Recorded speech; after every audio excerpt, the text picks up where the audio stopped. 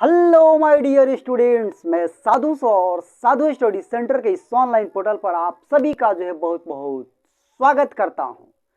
तो आज हम इस वीडियो में बेसिकली उनसे सवालों को लेकर आया हूं जो सवाल आपके बिहार बोर्ड 2023 के एग्जाम जो होने वाला है उसमें ये सारे सवाल अहम भूमिका निभाएंगे। तो चलिए मैं इस आज के इन सवालों के सीरीज को शुरू करता हूं, जो कि आपके चैप्टर वास्तविक संख्या से मैंने लिया है।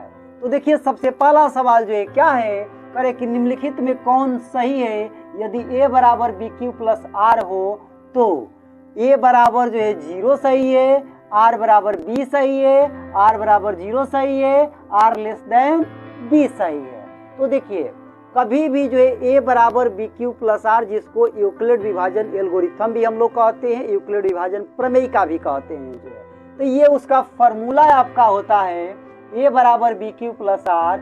इसमें ये r और b में जो रिलेशन होता है, हमेशा r छोटा होता है b से। मतलब कि हमेशा जो भाजक है वो बड़ा होता है शेषफल से। क्या होता है, भाजक हमेशा बड़ा होता है शेषफल से, मतलब शेषफल हमेशा छोटा होता है भाजक से तो ये बातें आप लोग को याद रखनी है कि r is less than b, r is less than b आपका राइट आंसर है। ठीक है, चलिए आइए दूसरे सवाल की बात करते हैं। दूसरा सवाल है, करे कि यूक्लिड विभाजन प्रमेयिका को किस नाम से जाना जाता है? कथन के नाम से, प्रमेय के नाम से, कथनावली के नाम से, एल्गोरिथम के नाम से। तो यूक्लिड विभाजन प्रमेयिका को हम लोग एल्गोरिथम के नाम से भी जानते हैं। तो इसका राइट आंसर ऑप्शन डी है। चलिए देखिए, महत्वपूर्ण सवाल काफी महत्वपूर्ण सवाल 3 नंबर, करे कि निम्न में कौन शून्योत्तर परिमेय संख्या है? निम्न में से कौन शून्योत्तर परिमेय संख्या है? 0 है, 0/1 है, 0/3 है, 1 है। तो देखें इसका क्या राइट आंसर होगा तो शून्योत्तर परिमेय संख्या का मतलब ये हुआ कि शून्य को छोड़ के, शून्योत्तर का मतलब शून्य को छोड़ के शून्य के आगे वाले ठीक। तो ये 0 को हम लोग नहीं लेंगे, 0/1 ये भी नहीं होगा क्योंकि इसका भी हल करेंगे तो ये 0 होगा, और ये आपका 0/3 इसको भी हल करेंगे तो ये भी 0 होगा। ये आपका 1 है, ये शून्योत्तर परिमेय संख्या है क्योंकि ये शून्य के बाद आता है। तो शून्योत्तर का मतलब कि शून्य के बाद आने वाला तो इसका राइट आंसर ऑप्शन डी 1 आपका सही जवाब है। चलिए देखिए, एक ऐसा ही सवाल और भी है कि निम्नलिखित में कौन धनोत्तर पूर्णांक है? देखिए, धनोत्तर पूर्णांक यहाँ पे पूछ दिया और देखिए यहाँ पर एक सवाल देखिए 5 नंबर करे कि निम्नलिखित में कौन ऋणोत्तर पूर्णांक है? कौन सा ऋणोत्तर पूर्णांक है? देखिए, एक पहला पूछा कि शून्योत्तर कौन है बताइए, धनोत्तर पूर्णांक बताइए, ऋणोत्तर पूर्णांक बताइए। तो देखिए, शून्योत्तर का मतलब शून्य को छोड़कर, इसलिए इसका आंसर हुआ 1, और धनोत्तर का मतलब कि धन को छोड़कर अर्थात ऋण वाला लेना है, और ऋणोत्तर का मतलब कि ऋण को छोड़कर अर्थात धन वाला लेना है तो देखिए, ये 4 नंबर का आंसर है आपका धनोत्तर का मतलब धन वाले को छोड़ के तो ऋण वाला लेना है। तो ये 0, ये 1, ये 2, ये आपका राइट आंसर नहीं होगा। ऑप्शन बी है ये इसका राइट आंसर होगा। धनोत्तर पूर्णांक कौन है? माइनस में 1 धनोत्तर का मतलब कि धन वाले को छोड़कर, पॉजिटिव संख्या को छोड़कर चलिए इसी प्रकार से ऋणोत्तर पूर्णांक की बात करें तो ऋणोत्तर का मतलब हुआ कि ऋण वाले को छोड़कर, माइनस वाले को छोड़कर तो देखिए 1 है, -2 है, ये -3/0 है ठीक, और ये माइनस में थीटा है। तो यहाँ पर ऋण वाला चिन्ह इसमें भी है, ऋण वाला चिन्ह इसमें भी है, ऋण वाला चिन्ह इसमें भी है। ये ऑप्शन ए में कोई ऋण वाला चिन्ह नहीं है, इसलिए राइट आंसर क्या होगा? ऑप्शन ए 1 तो ये बातें आप लोग को याद रखनी है कि जब शून्योत्तर पूर्णांक है तो शून्य को छोड़ के, धनोत्तर पूर्णांक है तो धन वाली संख्या को छोड़ के, और ऋणोत्तर पूर्णांक है तो ऋण वाली संख्या को छोड़ के चलिए अगले सवाल की बात करता हूं। सवाल नंबर 6 की करे कि निम्नलिखित में से कौन सहअभाज्य संख्या है। 2,2 है पहला ऑप्शन, ऑप्शन बी है 0,3, ऑप्शन सी है 2,3 एंड ऑप्शन डी है 9,9 जो है। तो देखिए सहअभाज्य संख्या हम लोग किसको कहते हैं, वैसी दो अभाज्य संख्या जिनका मौसा जो है क्या होता है, एक होता है। क्या उनका मौसा होता है, एक होता है जो है। तो अगर जिनका मौसा जो है एक होता है उसको हम लोग जो है सहअभाज्य कहते हैं। तो हम लोग देख लें जो है कि इनमें से कौन सा ऐसा जोड़ा है जिसका मौसा एक होता है। तो ये 2 का मौसा तो एक नहीं होगा, 0 और 3 का भी मौसा एक नहीं होगा, 2 और 3 का अगर मौसा निकाला जाए तो ये एक आएगा, 9 का भी मौसा एक नहीं होगा। तो ये आपका जो है राइट आंसर आपका हो गया जो है, ये आपका राइट आंसर जो है आपका जो है हो गया ऑप्शन सी। ऑप्शन सी जो है इसका क्या है, राइट आंसर जो है। देखिए अभी वीडियो में थोड़ा सा वीडियो जो है कम थोड़ा सा हो गया होगा। उसका कारण है कि जो कैमरा है, कैमरे का जो फोकस है उस पर जो है एक मच्छर जो है बैठ गया था जो है, तो इस कारण से जो है ऐसा हुआ जो है। खैर इसके लिए आपको घबराना नहीं है जो है, मच्छर हम लोग का जो है कुछ बिगाड़ नहीं सकता है। चलिए आइए अगले सवाल की बात करता हूं जो है सवाल नंबर 7 की। करे कि निम्नलिखित में से कौन अभाज्य संख्या है।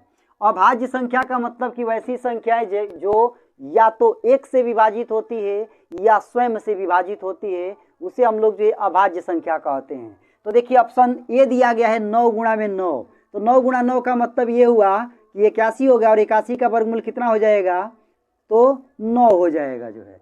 तो 9 जो है अभाज्य संख्या नहीं है। ये 4 गुणा 16, 16 चौका ये आपका 64 जो हो जाएगा और 64 का वर्गमूल जो है आपका निकल के चला आएगा 8 जो है। तो 8 भी जो है अभाज्य संख्या नहीं है।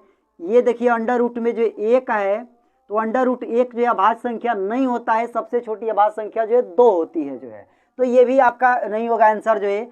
अब ये ऑप्शन डी, तो ऑप्शन डी ही आपका राइट आंसर होगा। क्यों होगा, क्योंकि ये 2 से 2 कैंसिल हो जाएगा और ये आपका जो है रूट में 9 बचा और रूट में 9 का मतलब 3 हुआ और 3 क्या है, एक अभाज्य संख्या है। 3 क्या है, एक अभाज्य संख्या है। इसलिए ऑप्शन डी आपका क्या है, सही जवाब है। चलिए सवाल नंबर 8 देखते हैं। करे कि 0.304 का दशमलव प्रसार बताइए क्या होगा। अशांत होगा, शांत होगा, 0 होगा, शांत अनावर्ती होगा जो है। तो देखिए यहाँ पर 0.304 जो है ये बता रहा है कि मैं शांत हूँ। क्या बता रहे हैं कि ये शांत है, क्योंकि आगे जो है डट वगैरह कुछ नहीं लगा है, संख्याएं रिपीट वगैरह भी नहीं कर रही है, तो इसको हम लोग कहेंगे कि शांत है। तो इसका option B is the right answer. ठीक है, चलिए आइए सवाल नंबर 9 को देखते हैं। सवाल नंबर 9 देखिए क्या है। करेगी 5 गुणा अंडर रूट में 27 और बटा में अंडर रूट में 3 है। क्या है, पूर्ण संख्या है, अपरिमेय संख्या है, परिमेय संख्या है, नॉन ऑफ दीज, इसमें से कोई नहीं है। तो इसको हम जरा सा हम लोग सॉल्व करें जो है। यहाँ पे मैं सॉल्व कर देता हूँ। 5 गुणा अंडर रूट में 27 और ये अंडर रूट में 3 है। तो देखिए 5 गुणा ये 27 को हम लोग लिख सकते हैं 9 गुणा में जो है 3 लिख सकते हैं और ये आपका अंडर रूट 3। 5 गुणा 9 का वर्गमूल आपका 3 हो जाएगा, अंडर रूट 3 का इसे ही लिख देंगे अंडर रूट 3 जो है। और नीचे ही आपका अंडर रूट 3, देखिए ये इससे कैंसिल हो गया तो 25 का कितने आ गया, 15। क्या आ गया 25 का 15। तो ये आपका जो है 15 आ गया। तो पूर्ण संख्या है, अपरिमेय संख्या है, परिमेय संख्या है। तो 15 क्या होता है, 15 जो एक पूर्ण संख्या भी होता है और परिमेय संख्या भी होता है। ठीक, लेकिन यहाँ पर हम लोग जो है परिमेय संख्या बताएंगे। 15 क्या है कि एक परिमेय संख्या है। तो ये जो संख्या है क्या कहलाएगी, एक परिमेय संख्या जो है कहलाएगी। ठीक, चलिए आगे जो है बात करते हैं सवाल नंबर जो है 10 की जो है। देखिए सवाल नंबर 10 क्या है, करे कि रूट अंडर 5 है और फिर यहाँ पर भी रूट है, लेकिन ये करनी में आपका 3 है। ये आपके रूट में कितना है, 3 है और यहाँ रूट में जो है 2 है। इसका मतलब ये 5 का क्या करना है, वर्गमूल, और यहाँ 5 का करना है घनमूल। ये दोनों जो है किस तरह की संख्या है, ये पूर्णांक संख्या है, परिमेय संख्या है, अपरिमेय संख्या है। तो देखिए अंडर रूट में जो 5 होता है वो एक अपरिमेय संख्या होता है और अंडर रूट 5 का अगर घनमूल भी लिया जाए तो भी एक आपका अपरिमेय संख्या होगा। तो इसका राइट आंसर आपका जो है हो जाएगा अपरिमेय जो है, ये आपका ऑप्शन सी जो है। ठीक, चलिए आगे बढ़ते हैं और बात करते हैं जो है सवाल नंबर जो है 11 की। तो देखिए सवाल नंबर 11 यहाँ पर जो है करेगी 3.23232323 डॉट डॉट किस प्रकार की संख्या है। तो देखिए अगर जो है कोई संख्या रिपीट कर रही है, अंक जो है वही अंक रिपीट कर रहे हैं, या 2323 रिपीट कर रहा है, तो ये आपका परिमेय संख्या होता है। क्या होता है? परिमेय संख्या जो है। ठीक, चलिए ये 12 नंबर सवाल देखिए, 2.01011001 डॉट डॉट किस प्रकार की संख्या है। देखिए इसको भी देखने पर लग रहा है कि ये भी रिपीट कर रही है, लेकिन नहीं, जरा सा ध्यान से अगर देखा जाए जो है, तो यहाँ 01 है, तो यहाँ 001 है, यहाँ 0001 है, तो इसको रिपीटेड नंबर हम लोग नहीं बोल सकते हैं। तो इसका मतलब ये हुआ कि ये परिमेय संख्या नहीं है, ये एक अपरिमेय संख्या है। अगर रिपीटेड नहीं करता है तो आपका अपरिमेय संख्या होता है। ठीक है, चलिए सवाल नंबर 13 देखिए, करे कि दो पूर्णांक P और Q का 100 या भाज्य क्या होगा। तो देखिए P और Q दो पूर्णांक अगर दिया गया है और उसके 100 या भाज्य की अगर बात किया जाए, तो उसका जो HCF है 1 आना चाहिए। क्या आना चाहिए? 1 आना चाहिए। तो क्या उसका LCM 1 होगा? HCF 1 होगा। हाँ, यही आपका राइट आंसर है। HCF उसका जो 1 होगा। दो पूर्णांक P और Q 100 या भाज्य तभी होंगे जब दोनों का HCF क्या हो? 1 जो है आता हो। ठीक है, चलिए अगला सवाल देखिए, 14 नंबर है, करे कि 43.12345678 किस प्रकार की संख्या है। तो देखिए इसमें किसी प्रकार का कोई रिपीटेशन तो नहीं हो रहा है जो है, और ये संख्या जो है यहाँ पर जो है लास्ट हो जा रही है, आगे डट डट भी कुछ ऐसा नहीं लगा है जो है। तो जाहिर से बात है कि ये परिमेय संख्या है। किस तरह की संख्या है? परिमेय संख्या है। तो इसका राइट आंसर आपका जो है परिमेय जो है हो जाएगा। ठीक है, चलिए सवाल नंबर 15 देखिए, जो है अभाज्य संख्या का वर्गमूल क्या होता है। कोई भी अभाज्य संख्या ले लें, अगर उसका वर्गमूल हम लोग निकालें, तो जाहिर से बात है कि जो है वह आपका अपरिमेय संख्या ही आएगा। क्या आएगा? अपरिमेय संख्या। तो इसका राइट आंसर क्या होगा? अपरिमेय जो है। ठीक है, देखें सवाल नंबर 16 क्या कर रहा है, करे कि संख्याएं 12x² एवं 4x का मौसा बताइए क्या होगा। इन दोनों का मौसा आपको बताना है कि क्या होगा। तो देखिए कुछ नहीं करना है, आप देखिए कि इन दोनों में कॉमन आपको क्या दिख रहा है। तो दोनों में कॉमन जो है 4 दिख रहा है। 4 के पहाड़ा में 12 भी आएगा और ये 4 भी जो है, तो 4 हो गया। इसमें देखिए x का पावर 2 है, इसमें जो है x है, इसका मतलब x दोनों में मिल रहा है, तो 4x इसका जो है मौसा हो जाएगा। ये देखिए ऑप्शन बी जो है क्या है, इसका राइट आंसर है 4x जो है।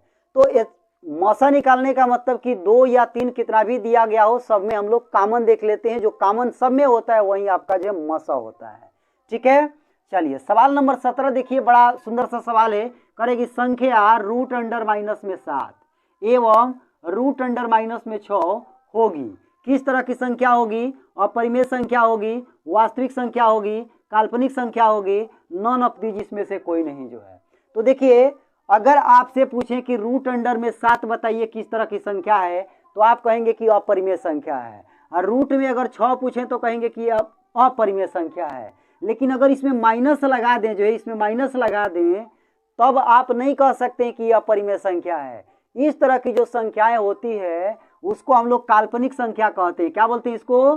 काल्पनिक संख्या जो है कहते हैं। ठीक है ना, तो ये याद रखना है कि इस तरह की संख्याएं काल्पनिक संख्या होती है, इसको हम लोग सम्मिश्र संख्या भी जो है कहते हैं। आप क्लास 11th में जब जाएंगे तो ये चीजें आप डिटेल जो है पढ़ेंगे, उसके लिए घबराने की बात नहीं है जो है। चलिए आगे बात करते हैं सवाल नंबर 18 की, जो है करे कि निम्नलिखित में से कौन भाज्य संख्या है। बताइए कौन सा भाज्य संख्या है? 2, 3, 29, 108। तो भाज्य का मतलब कि एक और स्वयं के अलावा अन्य किसी संख्या से अगर विभाजित हो रही है उसको भाज्य संख्या हम लोग कहते हैं। तो देखिए 2 क्या है? अभाज्य संख्या है। 3 भी क्या है? अभाज्य संख्या है। 29 भी क्या है? ये भी अभाज्य संख्या है। 108 जो है ये आपका जो है भाज्य संख्या होगा, क्योंकि ये एक और स्वयं के अलावा अन्य किसी संख्या से भी ये कटेगा, जिससे 2 से भी कटेगा ये। ठीक, तो इसलिए यही आपका क्या है? भाज्य संख्या है। चलिए सवाल नंबर 19 देखिए, करे कि निम्नलिखित में कौन विशिष्ट संख्या है। विशिष्ट संख्या का मतलब स्पेशल संख्या। तो देखिए विशिष्ट संख्या हम लोग 1 को कहते हैं। स्पेशल नंबर जो 1 होता है। क्यों 1 होता है? क्योंकि कोई भी आप संख्या ले लीजिए और उसमें 1 से मल्टीप्लाई कर दीजिए, वह उतना के ही बराबर होगा। इसका मतलब ये हुआ कि किसी भी संख्या में 1 जो है हमेशा छिपा रहता है। 15 से 1 में गुणा करेंगे 15 ही होगा। तो देखिए कोई अंतर जो है नहीं पड़ा। एक इसमें क्या है? एक इसमें छिपा हुआ है। फिर यहाँ 15 गुणा 1 करें तो फिर से 15 ही होगा। तो इसमें क्या है, एक जो है छिपा हुआ है, इसलिए जो है विशिष्ट संख्या हम लोग एक को कहते हैं। तो ये 0 नहीं होगा, 3 नहीं होगा, √2 नहीं होगा, ऑप्शन डी एक ही आपका आंसर होगा। ठीक है, चलिए इस वीडियो का लास्ट सवाल हम लोग देखते हैं, सवाल नंबर जो है 20 जो है। तो देखिए सवाल नंबर 20 जो है क्या है, जो है कह रहा है कि जो है यहाँ सवाल आपको नीचे दिख रहा होगा जो है कि पी क्यू स्क्वायर एवं पी स्क्वायर क्यू का लॉस बताइए कितना होगा जो है। ठीक, चलिए मैं यहाँ पे जो है मिटा के इसको जो है थोड़ा सा हल जो है कर देता हूं। आपको क्या करना है, पी क्यू स्क्वायर और पी स्क्वायर की का जो है लॉसा निकालना है। तो देखिए लॉसा निकालने का मतलब ये हुआ कि ये पहले वाला का लिख लीजिए, पी क्यू स्क्वायर इसको लिख लीजिए, और ये जो दूसरा वाला है इसमें से छांट के यहाँ लिखा जाता है। जैसे यहाँ इसमें पी स्क्वायर है तो इसमें जो है एक ही ना पी है, तो एगो पी एकरा में जो है चला आएगा गुणा में जो है। अब देखिए यहाँ पर जो है वो क्यू है, तो देखिए इसमें क्यू तो ही है, इसमें तो डबल क्यू है, तो इस क्यू को यहाँ पे नहीं लिखेंगे। तो ये पी से पी में मल्टीप्लाई हुआ पी स्क्वायर, और ये आपका हुआ क्यू स्क्वायर जो है। तो पी स्क्वायर क्यू स्क्वायर जो है इसका लॉसा हो जाएगा। तो देख लीजिए ऑप्शन कहाँ पर है, P square plus Q square. ऐसा ऑप्शन तो इसमें कहीं नहीं दिख रहा है, ये लग रहा है कि गलत लिखाया है, पी स्क्वायर क्यू स्क्वायर। तो ये आपका ऑप्शन डी जो है आपका राइट आंसर हो जाएगा, पी स्क्वायर आपका क्यू स्क्वायर जो है। ठीक, तो इस प्रकार से हम लोग जो है लॉसा निकालते हैं जो है। तो चलिए मैं उम्मीद करता हूं कि ये सारे सवाल आप लोग को समझ में आ गया होगा जो है। फिर भी यदि कोई डाउट रहता है तो आप कमेंट करके जो है अपने डाउट को जरूर पूछें जो है, नेक्स्ट वीडियो में उसका जो है जवाब मैं आपको जरूर दूंगा जो है। तो चलिए आज के लिए इतना ही, तो इस वीडियो को यहीं पर करते हैं समाप्त, और फिर मिलेंगे जो है एक नए वीडियो के साथ।